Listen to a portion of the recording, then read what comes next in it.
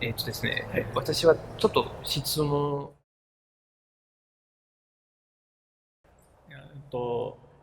Merci beaucoup d'être venu aujourd'hui. Je me remets à vous pour cette conférence de presse.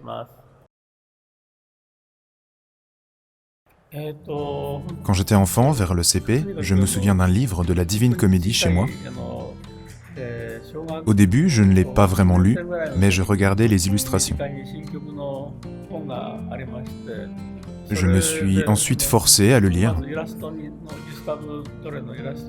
Cette œuvre m'a marqué et dès l'enfance, j'ai pris conscience du fait qu'il existait peut-être d'autres mondes que le nôtre, comme le paradis et l'enfer. Cette possibilité m'a fasciné et j'ai décidé qu'un jour, je créerais une œuvre basée sur cette divine comédie.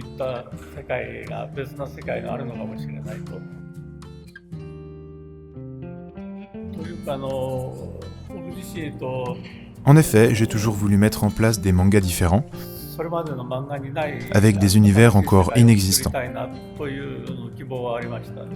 Créer quelque chose de nouveau pour les lecteurs, même à l'heure actuelle, est un des fondements de mon processus de création.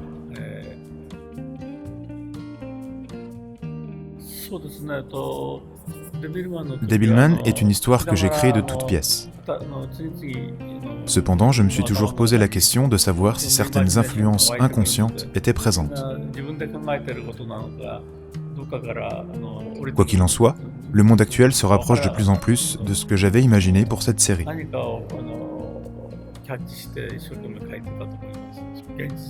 Cela me fait peur, étant donné que Devilman décrit tout de même la fin du monde, et j'espère que nous, les êtres humains, ferons tout pour que cela n'arrive pas.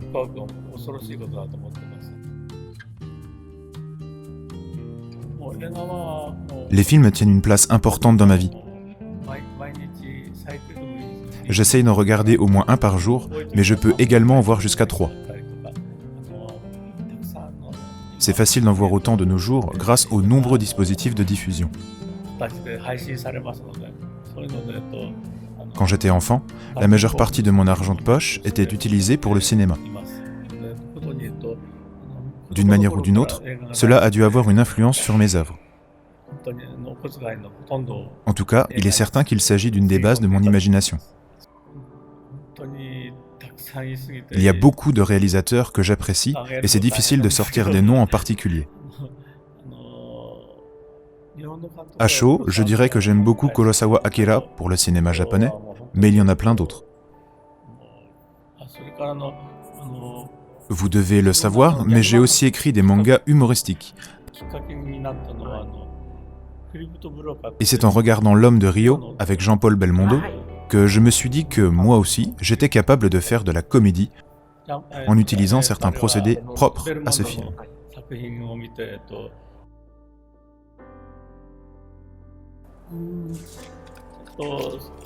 Quand j'écris mes œuvres, je ne me pose pas la question de savoir si c'est le bien ou le mal qui va triompher. Cela se construit au fil du temps, en fonction de ce que je peux ressentir durant le travail de création. Et parfois, c'est le mal qui gagne. Comme dans la vie finalement. Et donc, contrairement à beaucoup de séries où le bien triomphe toujours, chez moi, le contraire est également possible. D'une certaine façon, mes œuvres sont des miroirs du monde.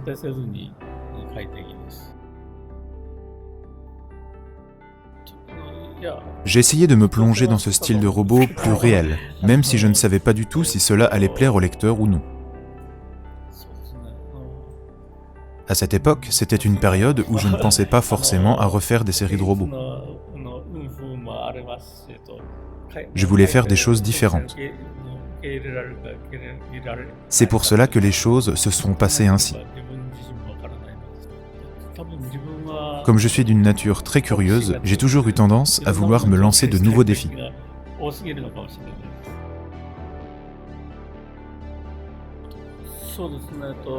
J'aime varier les supports et faire autre chose que de l'anime faisait sens à l'époque. La troisième dimension, les films live, les maquettes, les figurines, tout ceci m'intéressait.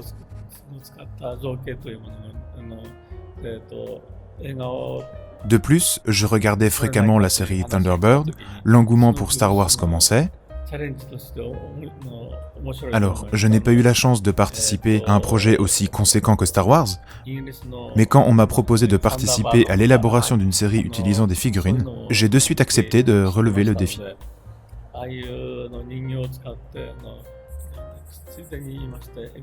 De plus, contrairement à Thunderbird, X-Bomber disposait de figurines moins rigides, plus malléables, assez caoutchouteuses.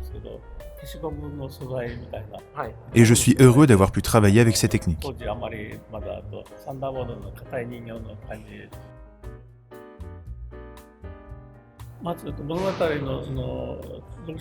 À l'époque, la plupart des lecteurs de mes histoires étaient des jeunes garçons. Et beaucoup de ces jeunes, j'en suis conscient, ont envie de grandir vite afin de devenir adultes, voire même dépasser les adultes. Grâce à certaines spécificités comme le fait de piloter un robot, ils peuvent atteindre ce dépassement des adultes. C'est en cela que mes œuvres pouvaient leur permettre de rêver à ça. De plus, dans le monde actuel, on voit l'évolution des machines et la volonté de l'homme à dépasser sa condition.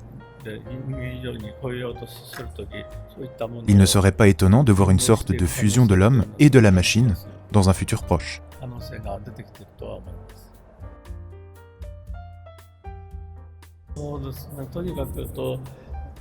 J'ai toujours préféré me servir du monde imaginaire plutôt que du monde réel.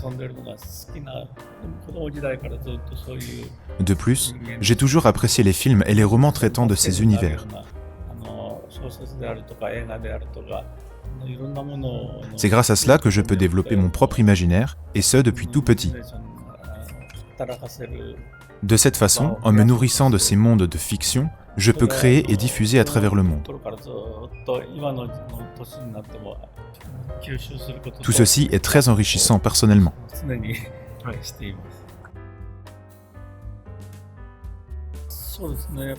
Avec l'école impudique, j'avais dans l'idée de créer un monde un peu à l'envers. À cette époque, au Japon, les professeurs étaient très respectés pour leurs connaissances. Pourtant, cela allait à l'encontre de mon expérience, car j'en avais rencontré certains pas si doués que ça, voire mauvais. C'est en caricaturant ces professeurs qu'est né Arenshi Gakuen.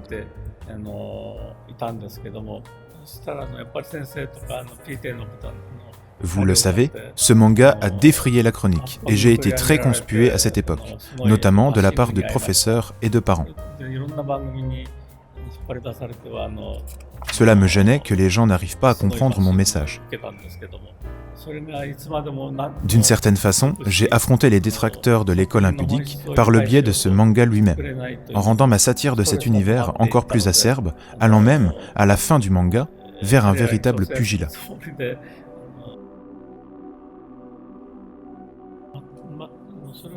À cette époque, je ne savais pas que, dans le reste du monde, une révolution de la sorte était en marche.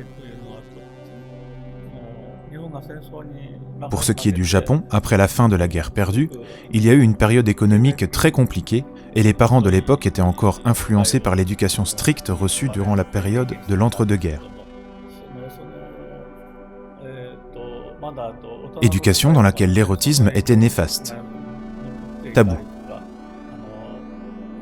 Ma génération a alors commencé à voir des films européens avec une part d'érotisme assumée et j'ai compris qu'il pouvait y avoir de bonnes choses dans ce mouvement. Cela m'intéressait d'explorer le sujet, d'autant plus que les adolescents ont un fort attrait pour la question. J'ai donc écrit des œuvres à caractère érotique, car je savais que cela plairait aux jeunes de recevoir un message en lien avec la curiosité envers l'autre sexe. Ainsi sont nées ces productions, sans avoir conscience que des choses similaires se produisaient à l'étranger.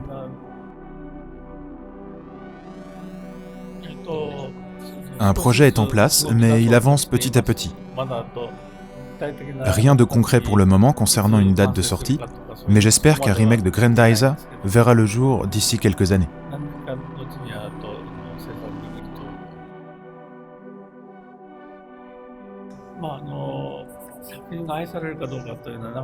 Comment faire pour rendre une œuvre à la fois utile et appréciée? Je pense déjà que chaque époque est différente, tout comme les envies du public. Il faut être capable de lire les évolutions de la société pour pouvoir correspondre aux envies et donc créer de bonnes œuvres. Si on suit cette manière de faire, on est capable de créer des histoires qui touchent.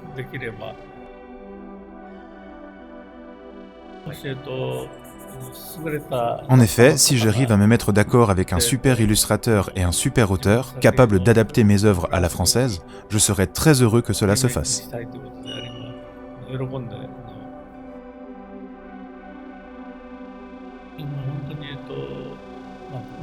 Je sais depuis très longtemps que la France est un pays accordant une place importante à l'art. D'être récompensé en tant que mangaka est un grand honneur pour moi. J'espère aussi que cela permettra une meilleure reconnaissance des mangas et des animés en France.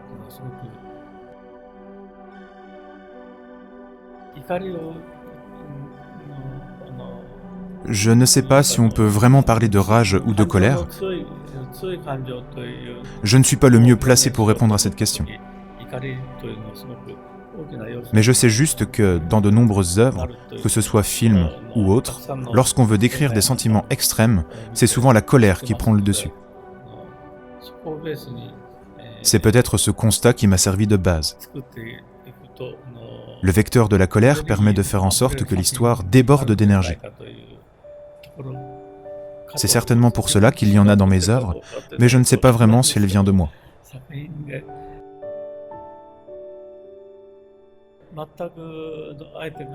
Hélas, je n'ai jamais rencontré George Miller, le réalisateur de Mad Max.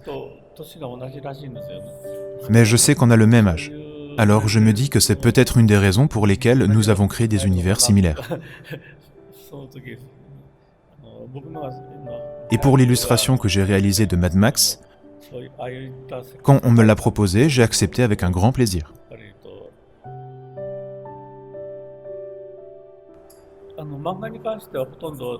Pour ce qui est des mangas, c'est moi qui créais les histoires, les personnages, les répliques, et je dessinais le déroulement global de l'œuvre.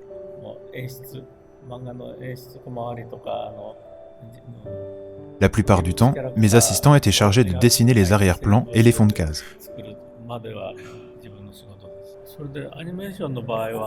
En animation, c'est différent, car la création d'un animé requiert beaucoup plus de personnes.